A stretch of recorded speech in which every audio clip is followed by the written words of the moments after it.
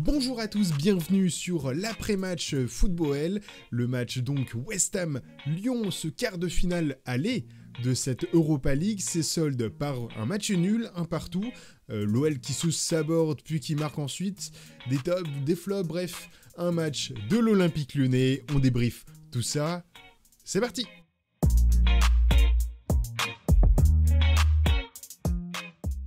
L'OL n'a pas perdu contre un club d'anglais en Coupe d'Europe depuis près de 7 rencontres.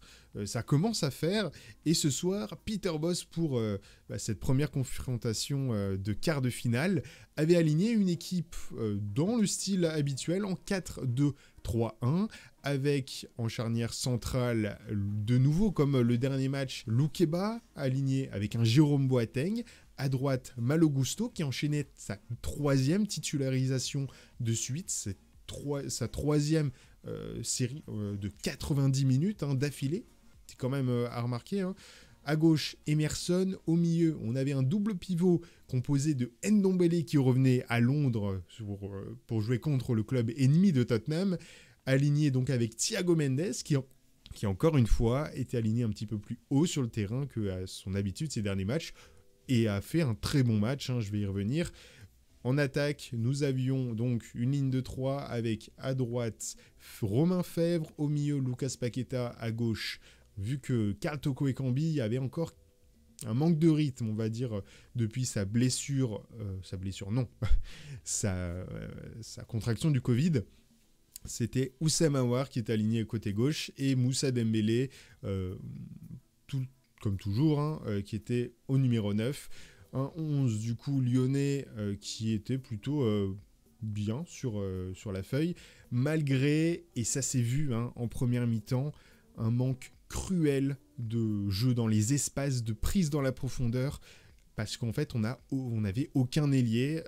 On avait à droite Romain Fèvre qui n'a pas fait un bon match, un Lucas Paqueta qui essayait de dribbler, mais il n'a pas réussi grand-chose.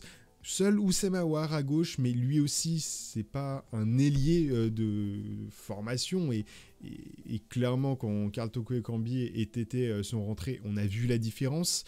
Mais Aouar a réussi un petit peu plus à marquer son empreinte sur le jeu lyonnais. Et ça a un petit peu aidé. Bon, j'ai sur moi le côté un petit peu le descriptif du match. C'est comme ça qu'on va fonctionner donc, dans ce nouveau format un petit peu. Donc 16e minute, ouverture de Downson vers Benrahma qui frappe, arrêt de Lopez. La 27e avec une frappe puissante d'Ndombele du milieu de terrain, mais pas cadré. Beaucoup de frappes lyonnaises. On en a eu 23 pour seulement 4 cadrés. Totalement, alors que pour West Ham c'était 5 tirs au total et 3 cadrés. Ensuite on a à la 45e un petit peu plus la grande prise en profondeur de Dembélé, peut-être une de ses premières dans le match. Et puis là, Criswell, paf, le fauche un petit peu dans le dos, alors que Dembélé arrivait vraiment face à Areola. Résultat, carton rouge direct. Et c'est à partir de là un petit peu que la physionomie du match change, avec un West Ham qui se réveille. Ils avaient mis très peu d'intensité en première mi-temps.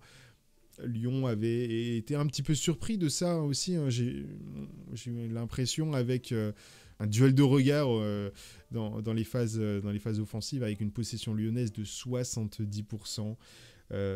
C'est beaucoup, surtout pour finir avec un match nul. Ensuite, seconde mi-temps, 52e, Gusto qui rate sa passe alors qu'il n'y avait vraiment aucune pression. Fornals récupère et passe à Antonio qui la passe à Bowen.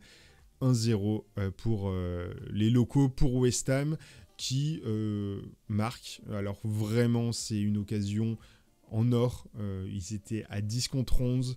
Ils n'avaient quasiment jamais le ballon. 72% de possession lyonnaise au cours de l'ensemble du match. C'est quand même beaucoup, surtout en match de Coupe d'Europe. Ensuite, 64e frappe d'Oussem Aouar au-dessus.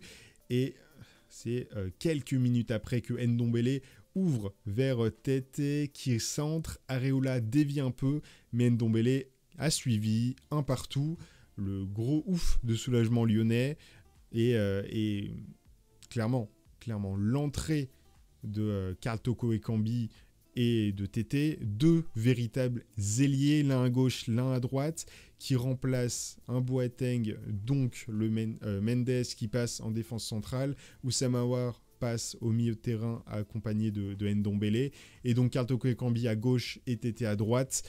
C'est ce qui nous apporte très clairement l'égalisation. 78e, Paqueta frappe, Areola détourne. 80e, c'est au tour d'Emerson de frapper, mais encore une fois un arrêt d'Areola. Et la 95e avec un centre de Malo Gusto qui malheureusement trouve la tête de Dembélé, enfin pas malheureusement Dembélé, mais Dembélé qui la loupe. On termine ce match à 1-1.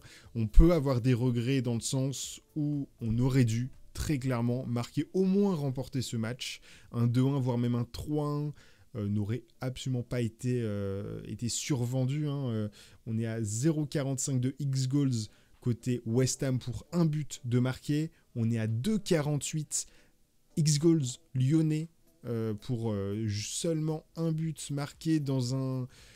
Même si la création d'occasion est belle, ça reste quand même un petit cafouillage, on va pas se mentir. Allez, maintenant on va s'attaquer un petit peu plus sur les joueurs lyonnais, les tops et les flops. En top, il n'y en a qu'un.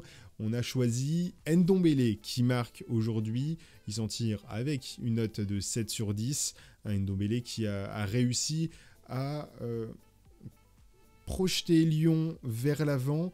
On a une heatmap sur SofaScore qui montre vraiment la puissance de Ndombele sur ce match, d'amener le ballon vers l'avant, de bien faire circuler sur les côtés. Il a fait un bon match contre le club ennemi de Tottenham. Je pense que les supporters des Spurs devraient être très contents qu'il marque ce soir. Donc voilà, Ndombele top ce soir. On l'attend dans ces moments-là, dans ces matchs clés. Il a été présent. Et maintenant, il faut continuer pour la fin de saison. En flop, on en a deux. On a Fèvre et Paqueta. Fèvre qui est sorti donc après plus d'une mi-temps, qui n'a pas apporté grand-chose à part quelques dribbles et des pertes de balles. Très clairement insuffisant pour lui. Un Paqueta à côté qui a apporté autant que Fèvre, sauf qu'il est resté plus longtemps sur le terrain. Quelque chose non plus à pas oublier, c'est que le but que l'on se prend, certes, l'erreur manifeste de Malo Gusto, c'est vraiment l'aspect micro de ce qui s'est passé et de pourquoi on se prend ce but, mais si on regarde la vision globale, ce qu'il faut améliorer pour Paqueta, c'est les pertes de balles. Si West Ham est du côté du terrain lyonnais, c'est parce que Paqueta a choisi, je ne sais pas pour quelle raison, peut-être effet d'humeur, peut-être, de tirer un peu dans le tas. Ça ne passe pas, perte de balle contre West Ham, et tout de suite, la vapeur se renverse, et ensuite ça enclenche une erreur un peu à la lyonnaise. Commence à s'aborder tout seul, et signal olympique lyonnais, on a l'habitude. Et c'est ce qu'on a vu ce soir. Le prochain match sera donc le jeudi au Groupama Stadium. Donc jeudi là qui arrive, jeudi prochain. On aura donc la non-présence d'Aaron Criswell due au rouge qu'il s'est pris en fin de première mi-temps. Ça va nous faire du bien. Ce week-end, on jouera Strasbourg pour la journée numéro 31 de la Ligue 1. Et clairement, quel sera le chemin le plus court pour avoir l'Europe la saison prochaine, soit remporter l'Europa League, sachant que si on fait une très bonne prestation à domicile contre West Ham jeudi prochain, je pense très clairement que c'est faisable. Mais évidemment, si on joue soit le Barça, soit Francfort, plus la finale, ça reste pas le plus simple. Mais on a aussi la Ligue 1 avec donc Strasbourg qui est actuellement 4e, je crois, de Ligue 1, qui a un calendrier très difficile qui va suivre pour la fin de saison, un des plus difficiles du championnat, alors que Lyon affrontera après Strasbourg que vraiment des clubs soit de bas de tableau, soit qui n'ont rien à jouer.